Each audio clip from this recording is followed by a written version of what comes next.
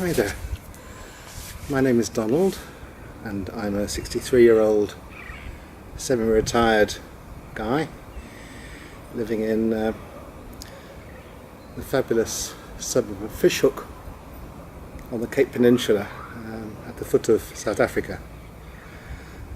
We have a Mediterranean climate which is frost-free all year round, and we're greatly helped by the fact that about 3 kilometres to that side, which is west, we have the Atlantic Ocean, and less than a kilometre this way we've got the Indian Ocean, although there's some dispute about that, but certainly warmer water from False Bay on the east side.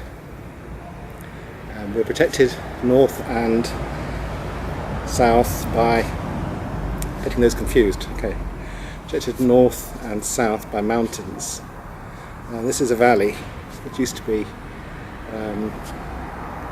a section of seaway which cut the Cape Peninsula in half. So what we're sitting on here is ancient seabed, sea floor. Probably 10,000 years ago, when sea levels were higher, we were a few meters underwater here. So the ground as a result is very sandy, and the sand goes down. I haven't measured the depth, but in some places it's 10, 12, 15 meters, if not more. We've got all around us ancient sand dunes in places where the sea floor wasn't level because of currents and so on, which does make for quite deep sandy soils. And as a result of that, all the water and the nutrients and everything else you put into the soil leaches out quite quickly.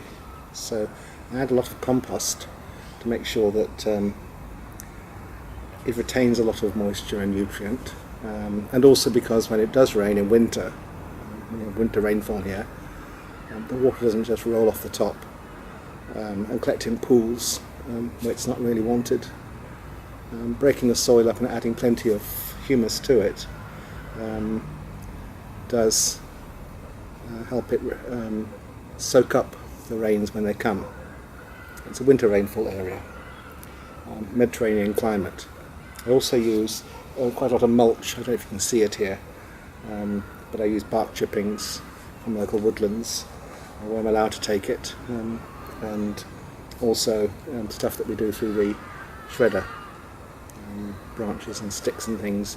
Alien invaders, plants like wattle and portjacks and what we call roykrans, those are prohibited by law, but they grow like wildfire all over the place, so people actually pay to cut them down and turn them into firewood or whatever they want to, and they make a great mulch.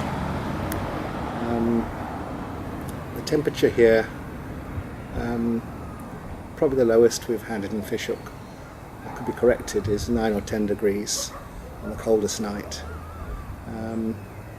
It might have little dips for the odd half hour below that, but it's around about 9 or 10 degrees the coldest time of the year.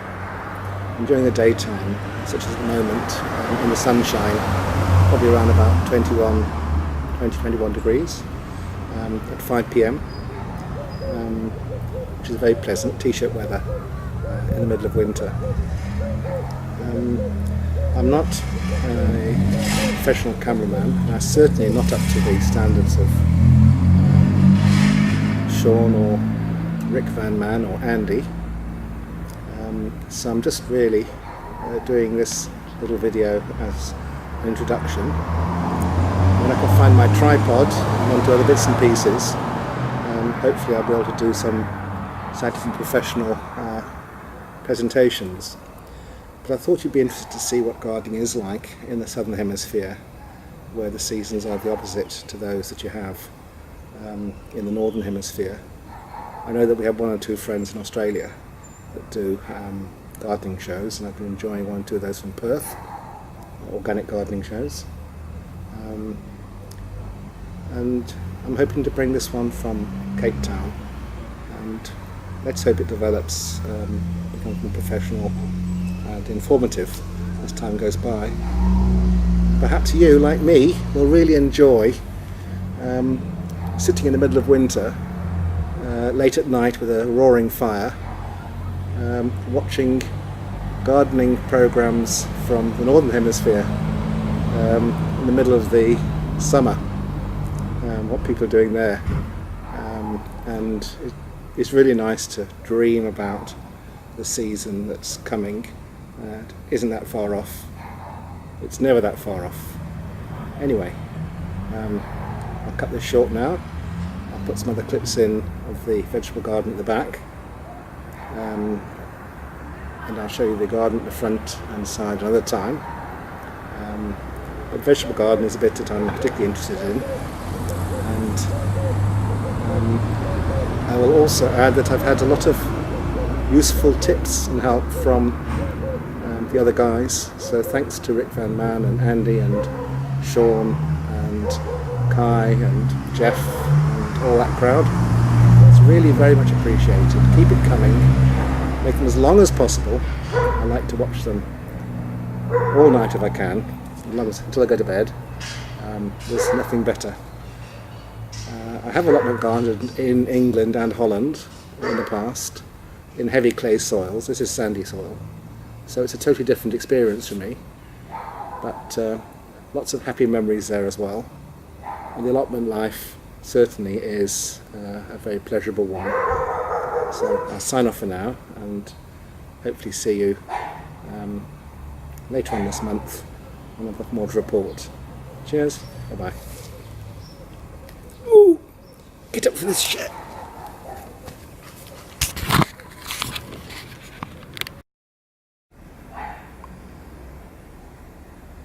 Why is this thing not recording when I want it to? Oh dear, let's just try another go. Okay, it's the 10th of July today, which is 3 weeks, almost to the day after the winter solstice. And it's now 4 p.m. and the garden is bathed in nice warm midwinter sunshine. It faces south, so I've got this south-facing wall here which throws the heat and light back into the vegetable garden in winter, and helps stop the winds in summer. They come from the southeast. I've planted out the peas in a little cage here. That's to deter the turtle doves or pigeons. And I've also got my canes in for the runner beans, which I hope to get in shortly, today or tomorrow. And over here, a little belatedly, when we're redesigning the beds, I've got the broad beans, which should be cropping pretty soon now. They're almost in flower. Some of them I've pulled off the compost heap where they'd self-sown, but others I've sown in pots, aqua dulce. In the front I'm going to have the French beans and a few more peas maybe. I haven't planned exactly what to do. Always seems to be plenty of room in these raised beds, and you can plant quite close together. The green pepper plant there is about 6 years old. It's been in situ for that long, and it produces fruit all year round, and there's some nice peppers on there at the moment. They don't really go red in winter, they just stay green, but they're juicy and succulent. And behind that I've got the perennial basil, rosemary and sage, and chilies in front of it. And entwined in that is the Cape gooseberry, which grows as a weed here, but it's a nice weed because it fruits all winter. It's setting fruit at the moment, and it's quite easy to keep control of, really. It grows very vigorously and doesn't really need any looking after whatsoever. It can grow in any kind of soil. I don't feed it at all, as with the rosemary. They're quite happy companion plants. The Cape gooseberry uses the rosemary as a support. Doesn't seem to bother either.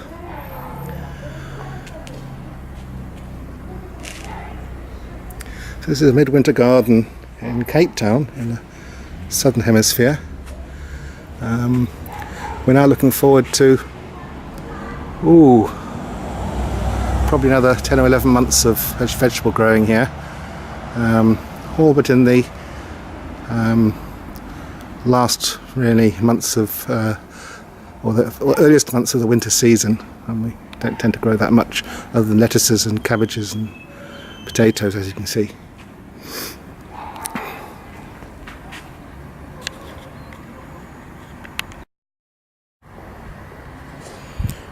For slug and snail control, I use Ferromol by BioGrow. These are pellets, and the active ingredient by mass is 10 grams of iron phosphate per kilogram of material. The rest of it's bait, and that works very, very well in my garden, as I do have quite a severe slug and snail problem due to the fact that the garden is 100% frost free all year round, and also very damp in winter. This is a Mediterranean climate. The chickens do enjoy a lot of the slugs and snails and other creepy crawlies that I can throw their way, and they like to fight over them. They're enjoying their warm afternoon at the moment. But anyway, I don't know if that stuff's available in Europe or North America. I haven't seen any other gardening videos, but it really does work for me. It's not too expensive. It's about 87 Rand, which would be probably 50, no, talking nonsense here. 87 Rand's about £5 or about $8 US, if my calculations are correct. And yeah, it works, so I recommend it. Anybody wants to try it? Just thought I'd show you the bees, which are really enjoying the sunshine and the nectar they're getting from the perennial basil. Earlier on, the rosemary bush was also covered in bees. I don't think you can see any right now, but they were enjoying a good drink of nectar there. But right now, I think they prefer the perennial basil, and I can see about 6 or 7 or 8 looking over the camera here. Anyway, that's about it. Thanks for putting up with me as I experiment with making a garden video. Nothing like as good as the other guys. I've got a long way to go, but it's a start. Hopefully I'll get back to you pretty soon. Cheers for now from South Africa. Bye.